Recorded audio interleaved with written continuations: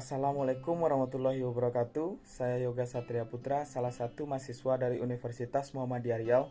Saya akan menjelaskan beberapa materi mengenai pemasaran internasional, bisnis model kanvas, mengembangkan strategi dan program penetapan harga, serta mengelola organisasi pasar. Baiklah, pertama kita masuki materi mengenai pemasaran internasional. Definisi dari pemasaran internasional itu ialah pemasaran yang kegiatan operasinya melewati batas-batas lebih dari satu negara. Sedangkan pemasaran global merupakan kegiatan pemasaran oleh perusahaan yang mempunyai bisnis atau global dengan strategi pemasaran, pasar maupun produk yang sama di berbagai negara. Ada beberapa tahapan menjadi pemasaran internasional. Yang pertama, non-forex marketing. Yang kedua, infrequent forex marketing. Yang ketiga, regular forex marketing. Dan yang keempat, global marketing operation. Yang pertama, non-forex marketing itu perusahaan sudah berhubungan dengan dunia internasional, tetapi bukan karena inisiatif atau belum ada usaha untuk memasarkan sendiri kepada pasar luar negeri. Yang kedua, infrequent forex marketing. Di sini perusahaan sudah mulai memasarkan ke luar negeri kalau ada surplus produksi. Yang ketiga, regular forex marketing, yang mana produsen sudah mempunyai perencanaan untuk memasarkan produknya kepada pasar asing. Dan yang keempat, global marketing operation. Di sini produsen telah terlibat dengan dunia internasional secara global. Kemudian lingkungan atau ruang lingkup pasar internasional. Yang pertama, sistem ekonomi. Ekonomi suatu negara dipengaruhi oleh beberapa hal seperti populasi, struktur industri, dan distribusi pendapatan. Yang kedua, sistem perdagangan internasional. Kegiatan perdagangan internasional didasari oleh konsep-konsep keunggulan relatif, yaitu yang pertama, teori absolute cost advantage, yang mana salah satu negara dapat memproduksi barang yang lebih murah daripada yang lain. Yang kedua, teori comparative cost advantage, yang mana salah satu negara mampu memproduksi barang yang salah satunya lebih murah dari negara lain. Yang ketiga, politik dan hukum internasional. Politik internasional diwarnai oleh berbagai relasi yang bersifat global dan kekuatan politik dunia. Dengan kata lain, pengaruh politik dunia dapat dibedakan oleh relasi global, politik transnasional, dan yang ketiga, kekuatan politik tinggi. Yang keempat, kultural. Pemahaman kebudayaan atas kultural dapat dibedakan dengan dua pengertian. Yang pertama, pemahaman faktual atas kebudayaan yang umumnya perlu dipelajari.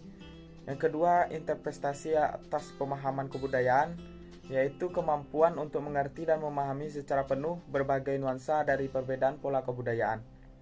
Yang kelima, bisnis internasional.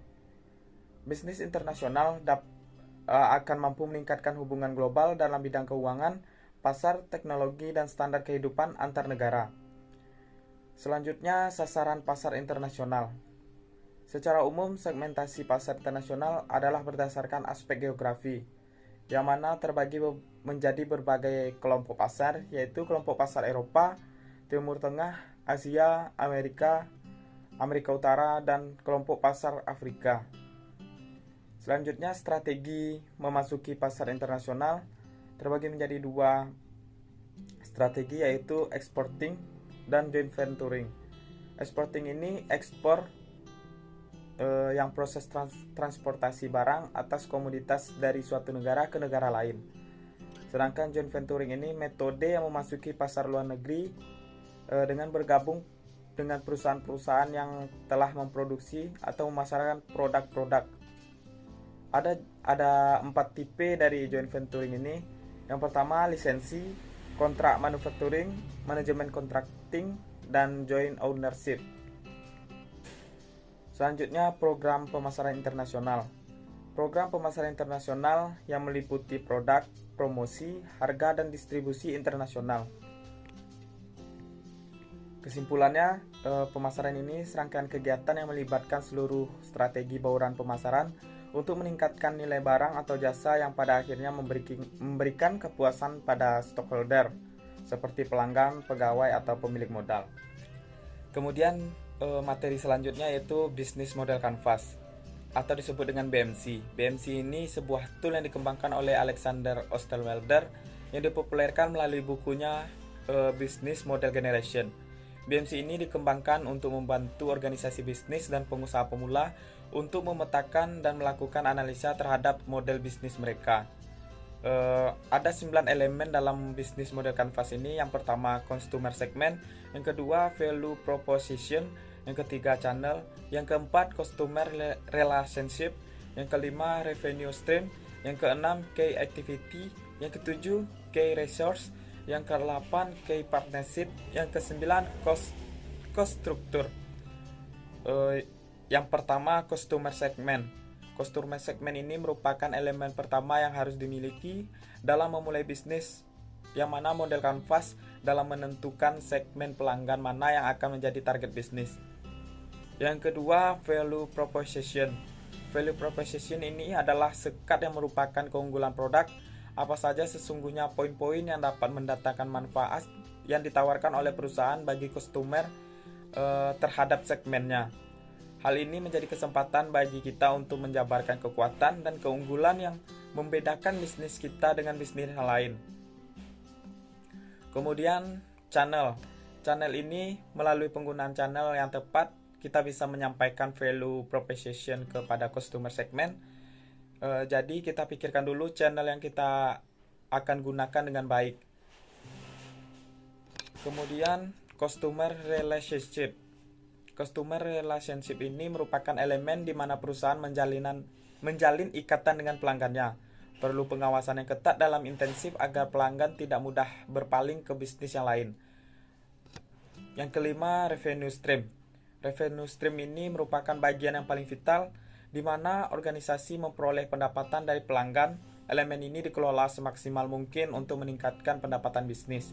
Jangan sampai ada bahan baku, produk, atau kinerja yang tidak dimanfaatkan secara maksimal. Yang keenam, key resource. Key resource ini merupakan sekat dalam bisnis model Canvas yang berisikan daftar sumber daya yang sebaiknya direncanakan dan dimiliki perusahaan untuk mewujudkan value proposition dalam perusahaan. Semua jenis sumber daya, mulai dari pengelolaan bahan baku, penataan sumber daya manusia, dan penataan proses operasional menjadi perhatian dalam membuat model bisnis. Yang ketujuh, key activity. Key activity adalah semua aktivitas yang berhubungan dengan produk yang akan diproduksi yang berkaitan dengan sebuah produk, di mana kegiatan utamanya adalah menghasilkan proposisi nilai. Yang kedelapan, key partner. Key partner ini merupakan elemen yang berfungsi untuk pengorganisasian aliran suatu barang atau layanan lainnya. Posisi-posisi partner kunci tersebut bermanfaat untuk efisiensi dan efektivitas dari key activity yang telah dibuat. Tak ada salahnya menjalankan hubungan baik untuk menciptakan siklus bisnis sesuai dengan ekspektasi kita. Yang kesembilan, cost structure. Elemen terakhir ini yang tak kalah pentingnya dalam kedelapan elemen lainnya merupakan struktur pembiayaan bisnis. Mengelola biaya secara efisien akan membuat bisnis yang dijalani menjadi lebih hemat dan bisa meminimalkan risiko kerugian. Materi ketiga ialah strategi dan program penetapan harga. Strategi dan program penetapan harga ini dimulai dari definisi harga yang merupakan satu-satunya unsur bauran pemasaran yang memberikan pemasukan atau pendapatan bagi perusahaan. Dari sudut pandang pemasaran, harga merupakan satuan moneter atau ukuran lainnya termasuk barang atau jasa lainnya yang ditukarkan agar memperoleh hak kepemilikan atas penggunaan suatu barang atau jasa. Harga merupakan pernyataan nilai dari suatu produk. Nilai adalah rasio antara persepsi terhadap manfaat dengan biaya-biaya yang dikeluarkan untuk mendapatkan produk. Penetapan harga mempengaruhi pendapatan total dan biaya total, maka keputusan dan strategi penetapan harga memegang peranan penting dalam setiap perusahaan. Dalam psikologi konsumen dan penetapan harga, konsumen sering memproses harga secara aktif, menerjemahkan harga berdasarkan pengetahuan, pengalaman sebelumnya, komunikasi, pemasaran, internet, dan lain-lain. Serta keputusan pembelian konsumen didasarkan pada harga aktual saat ini yang mereka pertimbangkan. Yang pertama, harga referensi. Harga referensi ini merupakan informasi penetapan harga yang disimpan konsumen dalam ingatannya serta digunakan untuk diterjemahkan dan mengevaluasi harga baru. Kemungkinan harga referensi konsumen itu Yang pertama, harga yang wajar, harga umum, harga terakhir yang dibayarkan, batas atas harga, batas bawah harga, harga pesaing, maupun harga diskon. Kemudian, asumsi harga kualitas. Asumsi harga kualitas merupakan konsumen menggunakan harga sebagai indikator kualitas. Penetapan harga pencitraan sangat efektif untuk produk sensitif ego seperti mobil, pakaian, parfum, perhiasan, dan lain-lain. Akhiran harga ini konsumen cenderung memproses harga dari kiri ke kanan dan bukan dengan membulatkannya. Harga dengan akhiran 9 digunakan untuk mengkomunikasikan pemberitahuan diskon atau tawaran. Harga yang terakhir dengan angka 0 dan 5 juga dianggap lebih mudah diproses dan diingat oleh konsumen. Kemudian dalam menentukan kebijakan penetapan harga, ada beberapa tahapan. Yang pertama, memilih tujuan penetapan harga. Yang kedua, menentukan permintaan. Yang ketiga, memperkirakan biaya. Yang keempat, analisis biaya, harga, dan tawaran pesaing. Yang kelima, memilih metode penetapan harga. Dan yang keenam, memilih harga final. Yang pertama, memilih tujuan penetapan harga. Yang mana tujuan penetapan harga ini kemampuan bertahan, memaksimalkan laba saat ini, memaksimalkan pangsa pasar, dan memaksimalkan memerah pasar, dan juga menjadi pemimpin kualitas produk. Yang kedua, menentukan permintaan. Harga akan menentukan tingkatan permintaan yang berbeda. Semakin tinggi harga, semakin rendah pula permintaannya. Yang ketiga, memperkirakan biaya, yang mana biaya tetap ialah biaya yang tidak bervariasi pada tingkat produksi atau pendapatan penjualan. Biaya variabel ialah biaya yang dipengaruhi oleh volume tingkat produksi. Biaya total ialah terdiri dari biaya tetap dan biaya variabel. Kemudian biaya rata-rata ialah biaya per unit pada tingkat produksi. Kemudian menganalisa biaya, harga, dan penawaran pesaing.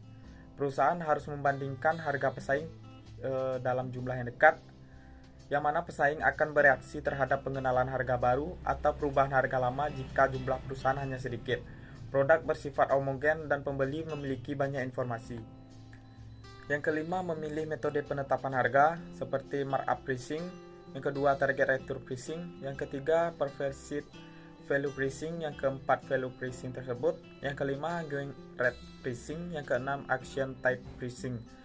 Yang keenam, memilih harga akhir merupakan pengaruh lingkungan terhadap keputusan harga seperti fluktuasi nilai mata uang, penetapan harga di wilayah yang mengalami inflasi, campur tangan dan subsidi pemerintah, kemudian perilaku pesaing serta hubungan harga dan kualitas. Adapun faktor-faktor perlu dipertimbangkan dalam penetapan harga yaitu faktor internal dan faktor eksternal. Faktor internal itu tujuan pemasaran perusahaan, strategi bauran pemasaran, serta biayanya. Serta dalam faktor eksternal, sifat pasar dan permintaan pesaing, unsur-unsur eksternal lainnya seperti inflasi, tingkat suku bunga. Kemudian harga diskon dan insentif. Penetapan harga geografis. Dalam menyesuaikan harga, perusahaan memutuskan bagaimana memberi harga kepada produk untuk konsumen yang berbeda di lokasi dan negara yang berbeda. Sebagian besar perusahaan akan menyesuaikan harga dan memberikan diskon serta insentif untuk pembayaran dini, pembelian volume yang tinggi, dan penetapan harga diskon menjadi modus operation bagi perusahaan yang menawarkan produk dan jasa sekaligus. Kemudian diskriminasi harga atau price discrimination terjadi ketika perusahaan menjual produk atau jasa dengan dua harga atau lebih tidak mencerminkan perbedaan proporsional dalam biaya. Dalam diskriminasi harga ini adapun tingkatannya. Yang pertama, tingkatan penjualan mengenakan harga terpisah kepada setiap pelanggan tergantung pada intensitas pelanggannya. Yang kedua, tingkatan kedua, penjual mengenakan harga yang tidak terlalu mahal kepada pembeli yang membeli volume yang lebih besar. Dan tingkatan yang ketiga, penjual mengenakan harga yang berbeda. Kemudian memulai dan merespon perubahan harga. Dalam memulai penurunan harga harus dilakukan, yang pertama melakukan penurunan harga bila kapasitas pabrik berlebihan. Yang kedua, melakukan penurunan harga dalam usahanya mendominasi pasar melalui biaya murah. serta jebakan penurunan harga seperti kualitas rendah, pangsa pasar yang rentan, jebakan saku tipis, dan jebakan perang harga. Dalam pendekatan alternatif perusahaan untuk menghindari kenaikan pasar, seperti penyusutan jumlah produk dan tidak menaikkan harga, dan kedua mengganti dengan bahan baku yang lebih murah, yang ketiga mengurangi atau menghilangkan fitur produk, yang keempat menggunakan materi dan ukuran kemasan yang lebih murah, yang keempat mengurangi jumlah ukuran dan model yang ditawarkan, serta menciptakan merek ekonomis yang baru.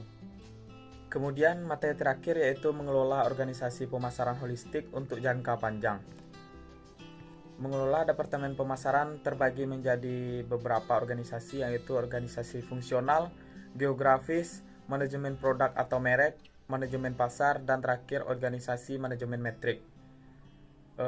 Organisasi pertama yaitu organisasi fungsional ini bentuk organisasi pemasaran paling umum yang terdiri dari para spesialis fungsional yang melaporkan ke wakil presiden pemasaran dan melakukan koordinasi kegiatan mereka.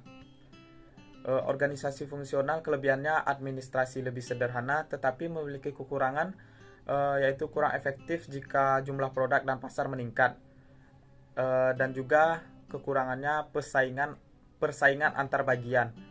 Yang kedua, organisasi geografis, bentuk organisasi pemasaran berdasarkan wilayah penjualan baik nasional, regional maupun distrik. Adapun kelebihan dari organisasi geografis ini lebih memfokuskan pemasaran secara wilayah dan memperhatikan segmen etnik dan demografis. Adapun kekurangan organisasi geografis ini, biaya iklan atau promosi di tiap wilayah berbeda, tidak seragam sehingga biaya promosi akan menjadi tinggi. Kemudian organisasi manajemen produk atau merek. Tugas manajer produk dan merek meliputi yang pertama mengembangkan strategi jangka panjang dan kompetitif untuk produk, yang kedua menyiapkan rencana pemasaran dan peramalan penjualan tahunan, yang ketiga bekerja sama dengan agensi iklan dan pengadaan barang untuk mengembangkan teks, program, dan kampanye, yang keempat meningkatkan dukungan produk diantaranya dengan tenaga penjual dan distributor, yang kelima mengumpulkan intelijen yang berkesinambungan tentang kinerja produk, sikap pelanggan dan penyalur, serta masalah dan peluang baru. Dan juga tugas manajer produk mengadakan perbaikan produk untuk memenuhi kebutuhan pasar yang terus berubah. Dalam organisasi manajer produk atau merek ini memiliki kelebihan lebih fokus pada pengembangan marketing mix, dan juga perhatian lebih dan dukungan produk kepada merek yang lebih kecil. Adapun kelemahannya yaitu wewenang terbatas, sedangkan tugas banyak, ahli mengenai produk dan kurang keahlian fungsional, serta memiliki kekurangan seiring mengindahkan hubungan pelanggan dan lebih berorientasi membangun pasar. Kemudian organisasi manajemen pasar, yang mana manajer pasar mensupervisi beberapa manajer pengembangan pasar, spesialis pasar, atau spesialis industri dan menciptakan layanan fungsional sesuai kebutuhan. Adapun kelebihannya mengelola kegiatan pemasaran untuk memenuhi kebutuhan kelompok pasar yang berbeda dan juga fokus kepada pelanggan, dan memiliki kekurangan tugas manajer pasar cukup banyak sama seperti manajer produk, wewenang terbatas sedangkan tugas banyak, juga memiliki kelemahannya ahli mengenai produk dan kurang keahlian fungsional. Dan juga organisasi manajemen matrik, yang mana perusahaan memproduksi banyak produk untuk banyak pasar mungkin menerapkan organisasi metrik. Kelebihannya cocok untuk perusahaan multi produk dan multi pasar. Adapun kelemahannya wewenang terbatas, tugas juga banyak. Biaya organisasi ini mahal dan sering menimbulkan konflik. Adapun hubungan dengan departemen lain mengenai pemasaran holistik, semua departemen harus memikirkan pelanggan dan bekerja sama untuk memuaskan pelanggan, yaitu dengan mengkoordinasikan kegiatan pemasaran internal perusahaan dan juga pemasaran dengan fungsi keuangan, operasi, dan fungsi perusahaan lainnya untuk melayani pelanggan. Adapun kelebihannya yaitu biaya organisasi tidak mahal, serta kelemahannya konflik kepentingan sehubungan dengan tujuan perusahaan. Kemudian membangun organisasi pemasaran kreatif, yaitu dengan mengembangkan hasrat bagi seluruh pelanggan dan juga pengelola segmen pelanggan dan bukan segmen produk, dan pemahaman pelanggan melalui riset kualitatif dan kuantitatif, serta pemasaran yang bertanggung jawab secara sosial, kekuatan yang mendorong perusahaan untuk memperhatikan tingkat tanggung jawab sosial korporat yang lebih tinggi, seperti peningkatan harapan pelanggan, perubahan tujuan dan ambisi karyawan, peraturan pemerintah dan tekanan yang lebih ketat, berkembangnya minat investor dalam kriteria sosial, pengawasan dari media ketat, dan juga perubahan praktik pengadaan barang bisnis. Pemasaran terkait gerakan amal menghubungkan kontribusi perhubungan dengan amal yang ditujukan untuk keterlibatan pelanggan secara langsung atau tidak langsung dalam transaksi yang menghasilkan pendapatan dengan perusahaan. Pemasaran terkait amal adalah bagian pemasaran berwawasan sosial korporat atau corporate social marketing. Adapun kelebihannya yaitu meningkatkan kesejahteraan sosial, menciptakan positioning merek yang berbeda, serta membangun ikatan konsumen yang kuat, kesadaran merek, meningkatkan citra merek, menetapkan kredibilitas, mendorong persaingan merek, dan menciptakan kepekaan komunitas merek. Dan kelemahannya adanya sinisme dari konsumen yang mempertanyakan hubungan antara produk dengan gerakan amal. Adapun implementasi pemasaran, keahlian yang dibutuhkan untuk implementasi pemasaran yaitu keahlian diagnostik, identifikasi tingkat perusahaan, keahlian implementasi, dan keahlian evaluasi. Yang mana keahlian diagnostik ini apa strategi atau implementasi yang buruk dan apa yang salah. Dalam identifikasi tingkat perusahaan, masalah implementasi dapat timbul pada tingkatan fungsi pemasaran, program pemasaran, serta kebijakan pemasaran. Dan keahlian implementasi, keahlian dalam mengalokasikan anggaran, keahlian organisasi dalam membangun organisasi yang efektif, serta keahlian interaksi untuk memotivasi agar pekerjaan selesai pada waktunya. Dan terakhir keahlian evaluasi, keahlian memonitor untuk melacak dan mengevaluasi tindakan pemasaran.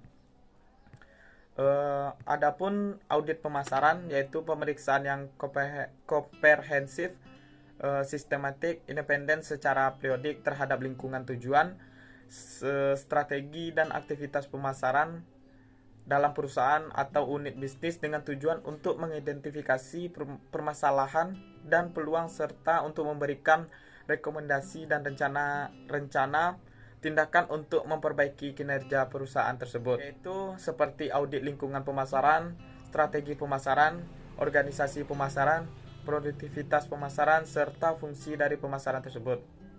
Sekian dari penjabaran materi dari saya. Wabillahi taufiq wa hidayah. Wassalamualaikum warahmatullahi wabarakatuh.